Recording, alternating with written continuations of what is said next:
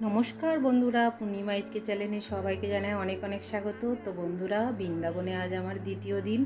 আজ আমি চলে যাব প্রেম মন্দিরে, বৃন্দাবনের সবচেয়ে বড় মন্দির, এবং এটা হচ্ছে রাধা কৃষ্ণের প্রেমের মন্দির। তো চলো বন্ধুরা, তো আমরা তো রেডি হয়ে চলেছি। তো তোমরাও চলো বন্ধুরা, সেখানে গিয়ে কি দেখবো সবই তোমাদের সঙ্গে শেয়ার করব। আশা করি খুবই ভালো লাগবে। তো চলো বন্ধুরা, রাধে রাধে বলে শুরু করা যাক। একদম পুরো রাধারানী হয়েছে আমাদের চিবু, আজকে রাধারানী। তো এই যে আমরা সবাই মিলে চলেছি, তার মধ্যে তিলকে কেটে নিয়েছি।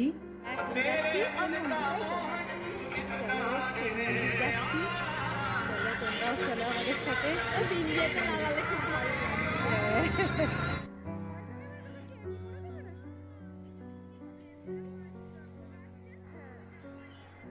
मंदिर को देखा तो मन को शांति मिल रहा है।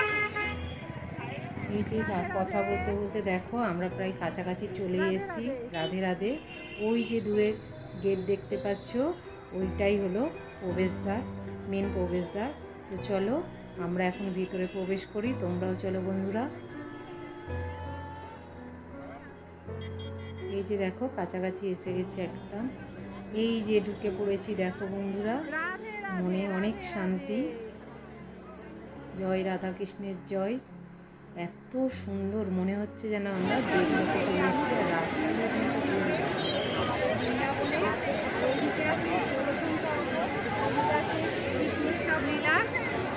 দেখো তোমরা দেখতে থাকো, খুবই অপরূপ সুন্দর।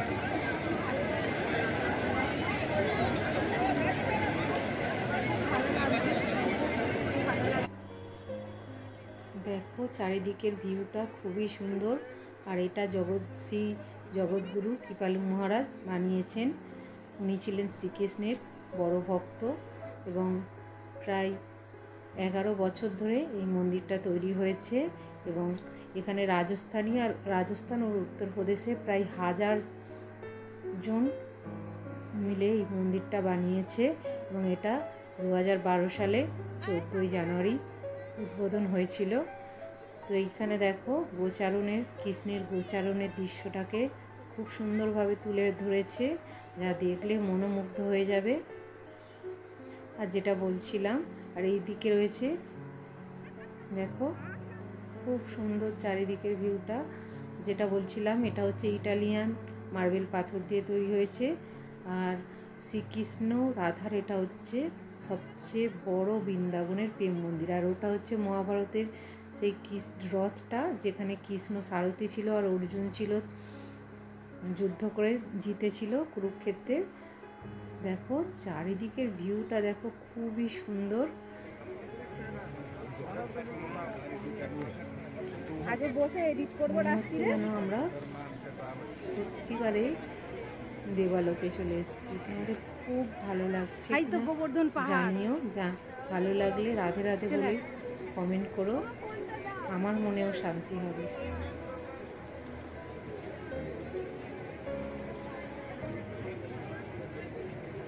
খুব সুন্দর, খুব সুন্দর। এটা ভারতের বৃন্দাবন যেমন সবচেয়ে বড় মন্দির, ভারতেরও বড় মন্দিরের মধ্যে এটাও একটা মন্দির পড়ে। তো এই মন্দিরটা খুব সুন্দর, খুব সুন্দর। না দেখলে তোমাদের বলে কতটা বোঝাতে পারছি জানি না। আর পিছনে ওই যে দেখতে পাচ্ছ, ওটা হচ্ছে গোবর্ধন পর্বত, যেখানে সেই বৃষ্টি হচ্ছিল, ব্রজবাসী ভিজে যাচ্ছিল, তখন গোটা গোবর্ধন পাহাড়কে কৃষ্ণ তার করে আঙুল দিয়ে চাগিয়ে তুলেছিল ব্রজবাসীর জন্য, সেইটা ওইখানে রয়েছে। তারপরে আমরা চলেছি, দেখো ওর প্রেম মন্দিরটা এত সুন্দর, এত সুন্দর, মনে হবে ঘন্টার পর ঘন্টা এখানে বসে দেখি। দেখো খুব সুন্দর।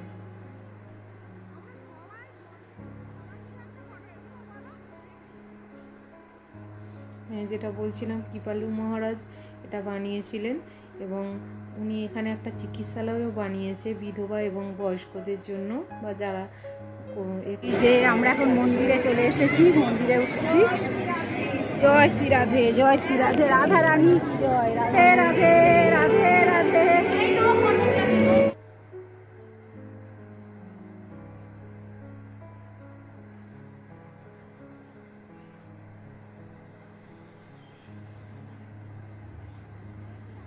গর্ভ গিয়ে তো ফটো তোলা অ্যালাউ নয়, তাও লুকিয়ে একটা আমি রাধাকৃষ্ণের ছবি তুলে নিয়েছি। তারপর জগৎগুরু কৃপালুকে আর রাধাকৃষ্ণকে প্রণাম ছেড়ে এবারে আমরা ওপরে উঠে যাবো। ভিতরের ভিউটা দেখো বন্ধুরা, এত সুন্দর। ওই যে কৃপালু মহারাজ তার শিষ্যদের সাথে দেখো বিভিন্নভাবে সময় কাটিয়েছে, তার দৃশ্য এখানে রয়েছে। ভালো লাগবে ভিতরটা, মনে হচ্ছে আমরা দেবলোকে চলে এসেছি। দেখো সত্যি সত্যি মনে হচ্ছে। এরপরে আমরা ওপরে চলে যাচ্ছি। ওপরে উঠেই জগৎগুরু কৃপালু মহারাজের একটা বড় রয়েছে, তার কাছে চলে গেলাম। তারপর তো দেয়ালে তো মানে ওনার এবং রাধা কৃষ্ণের বিভিন্ন লীলা রয়েছে। এখানেও একটা রাধা কৃষ্ণের মূর্তি আছে। গর্ব গিয়ে বললাম এখানে ফটো তুলতে দেয়নি। তারপর তো নেমে এসেছি, এসে এখানে বসে আমরা সবাই একটু রেস্ট নিচ্ছি, অনেকক্ষণ থেকে ঘুরছি তো। তো যেটা বলছিলাম বন্ধুরা, এখানে এসে মনটা খুব ভালো হয়ে গেল, মনে অনেক শান্তি যে আমরা এইখান প্রেম মন্দিরে আসতে পেরে আমরা ধনী। দেখো দেয়ালের গায়ে মানে মন্দিরের গায়ে রাধা কৃষ্ণের বিভিন্ন লীলা, কীভাবে কৃষ্ণকে যশোদা লালন পালন করেছে, কিভাবে জেল থেকে তার বাবা বাসুদেব নিয়ে গিয়েছিল, কিভাবে সমস্ত কিছু এখানে নিদর্শন তোমরা দেখতে পাবে। আর এইখানে তো এই যে কৃষ্ণ কালিয়া নাগের মাথায় যে নৃত্য করছিল সেই দৃশ্যটা এখানে রয়েছে। রাতের আলোয় আরও ভালো লাগবে, তখন তোমাদের দেখাবো। লোক দেখো বন্ধুরা, কত লোক। সন্ধ্যের সময় এখানে প্রচুর ভিড় হয়, কারণ লেজার লাইট দিয়ে এর আলোটা চেঞ্জ হয়, দেখবে। দেখো বন্ধুরা, বিভিন্ন কালার হবে। আর ওইদিকে ওই যে কৃষ্ণ বললাম নৃত্য করছিল কালিয়া নাগের মাথায়, সেইটাই এইখানে দেখানো হয়েছে। দেখো চারিদিকের ভিউটা দেখো।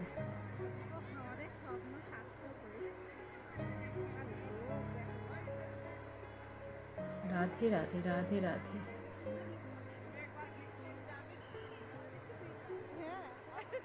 চারিদিকে আমরা খালি দেখছি আর মন মুগ্ধ হয়ে যাচ্ছে।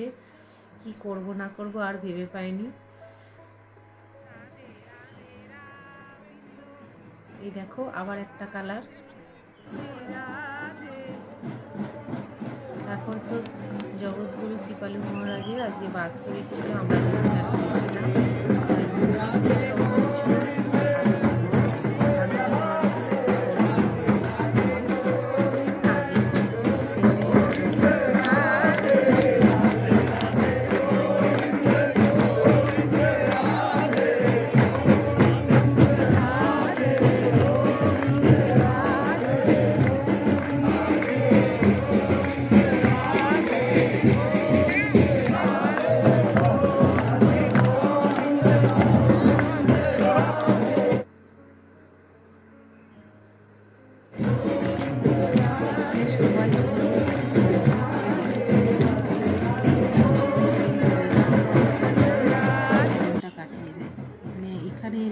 আর অন্য কোনো কিছুর কথা আর মাথায় থাকে না। দেখো জগৎগুরু কৃপালু মহারাজকে নিয়ে মন্দির পরিক্রমণ করছে।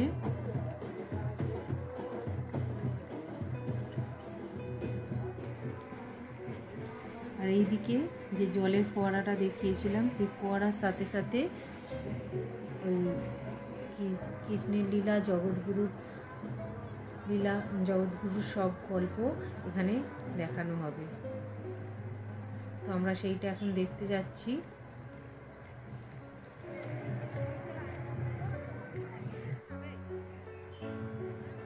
দেখো বিভিন্ন ধরনের লেজার লাইট লাগানো আছে, যার ফলে বিভিন্ন সময় বিভিন্ন কালার। এই যে গোবর্ধন পাহাড়টা রাতের আলো কত সুন্দর লাগছে, দেখেছো বন্ধুরা?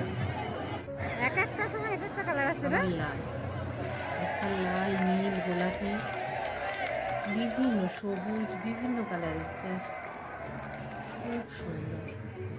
সেই জন্য আর ওই যে দূরে দেখতে পাচ্ছ জলের ফোয়ারা, সাথে ওই যে কৃষ্ণের লীলা সব এখানে দেখানো হয়। প্রথমেই শুরু হয় যখন জগৎগুরু কৃপালু মহারাজের আর ভক্তদের সঙ্গে কাটানোর সময় দিয়েই শুরু হয়, তারপরে তো কৃষ্ণের বিভিন্ন লীলা এইগুলো একে একে দেখানো হয়। দেখো, ওয়াও!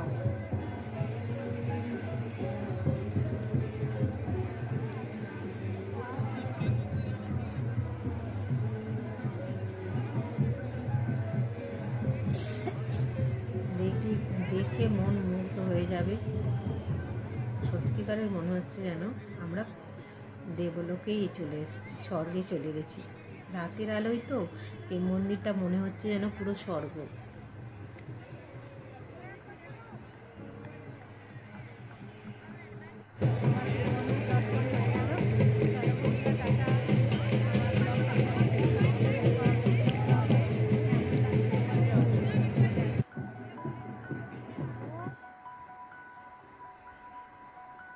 এবার বেরিয়ে যাওয়ার রাস্তায় এই যে পুরো কৃষ্ণের সমস্ত লীলা, তার মা কিভাবে খাইয়েছে, কীভাবে মাখন চুরি করতো, মা কীভাবে শাসন করতো, সবই এখানে দেখানো হয়েছে। আর গেটটা তো দেখলে কত সুন্দর। আবারও তোমাদের সঙ্গে ওখানে শ্রী রাধা লেখা, যেখানে দেখো রাধা কৃষ্ণ দোলায় দুলছে। আর গেটটা দেখেছো রাতের আলোয় কত সুন্দর লাগছে। দেখো বন্ধুরা, বেরিয়ে এলাম। মন্দির से बोलो राधे राधे।